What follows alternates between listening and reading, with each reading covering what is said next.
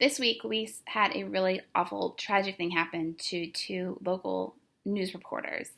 And let me just say, first of all, that this is not to bash anyone.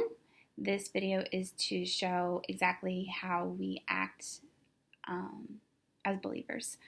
So that's my disclaimer. I'm not here to give a formal opinion about the matter, nor about Bryce Williams in this. It's just to ask some questions about maybe what had happened and why it did happen. Adam and Allison were actually on the scene in Smith Mountain Lake, which is about a 45-minute drive to where I currently live. And they were doing what they do and what they love, which was reporting the news. And they were at work and they were just doing their job.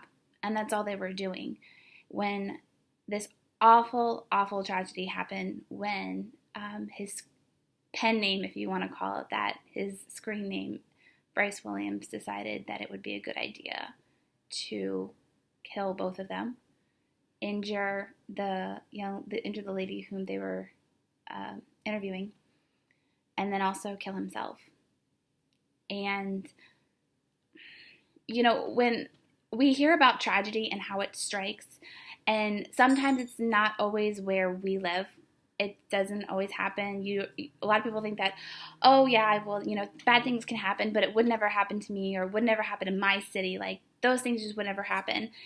And tragedy hit us. Like, we're a smaller community of people who live in the area, and this happened. It just, out of the blue, this guy decided that it would just be okay to pull a gun out and to kill them.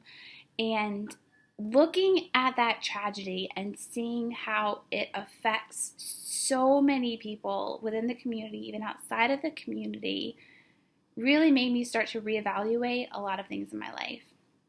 It made me reevaluate my relationships with my family and with my friends, first of all. And am I making the effort to keep those relationships strong? Am I making the effort to make sure the communication is open between me and my family, between me and my friends? If it's not, what can I do to change that? Exactly. And so it made me reevaluate like how I communicate with people. It made me reevaluate how impressionable I can be to other people who may not know who I am, whether it be while I'm walking or while I'm at the grocery store, or even at work. How am I making an impression of God to these people? Which in turn evaluates my relationship with God. Do I have a healthy relationship with Him? Am I doing what I need to do as a believer to keep my relationship with God strong and healthy? When I found out about this tragedy with Allison and Adam, and finding out that they were just both really very young and doing what they loved, and finding out that then they were gone in a heartbeat. They were gone. And then when I found out that Bryce Williams had decided to pull a gun on himself, I heard that he still had a pulse. And I was actually pretty thankful that he had a pulse, because I wanted him to live, because I wanted closure for the families. I didn't want him to live out of selfish reasons. I think the families needed closure. I think that it was fair to those families that he was questioned and talked to by police and by government to really figure out why this happened. And it broke my heart for the families to find out that he had died, and because then they would never have this closure of losing their son or losing their daughter, or I don't know if they had nieces or nephews, but they had people who loved them so much. And so I asked God, why would this happen? Why would you allow this to happen? And in a lot of ways, I don't think we'll ever really know the answer to that question, specifically why this happened. I think that as believers, we need to take situations like this one and use it to reevaluate our lives, because now, looking at my life, when I die, whenever that is, and I'm not saying it's going to be this week or it's going to happen this year. I'm hoping for like a really long life that God will bless me with. But how am I living my life? How am I going about my day? Am I doing it in a positive way? Am I grumbling? Am I complaining? Am I gossiping? Am I enjoy all the time and just really happy to be here? It's really, really made me really evaluate a lot of those things. And so I want to take a stand for me, and I hope for some of the other believers, first of all, that you will be in sweet prayer for the families who have lost Adam and Allison, but also for the families who have lost this young man who decided to kill them. I think it's important that we not only pray for people who were nice, who loved life, who seemed like they were good people, but I think it's also important that we are praying for those people who also lost a loved one, who decided to take those lives. I think that's super important. I think it's also important that we are reaching out to our family and that we're actually saying that we're going to make sure that these lines of communication with our family are going to stay open. And I think that it's important that we keep the communication open with our family, whether it be a quick text message saying, hey, I hope you're having a really great day, to even picking up the phone and just having a conversation with them while you're driving in the car. It's important to keep those relationships open and to keep them strong, because family is family and they will always be there for you.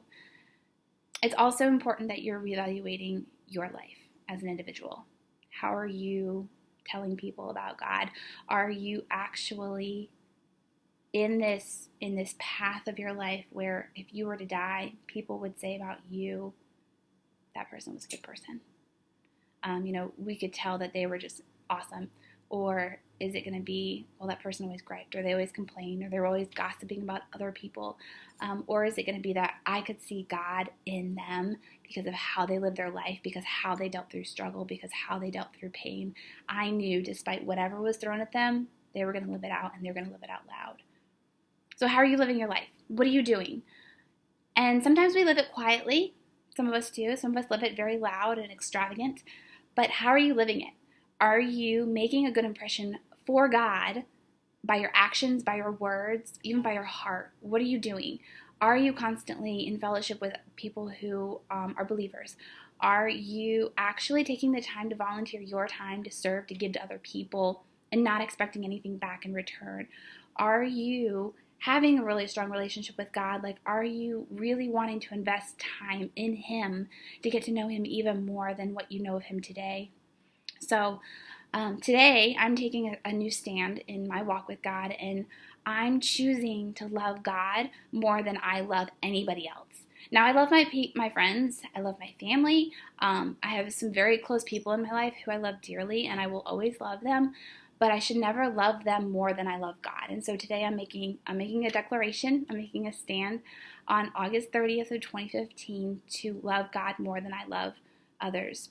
So I want to love God first, and then I want to love others, and then I want to love myself.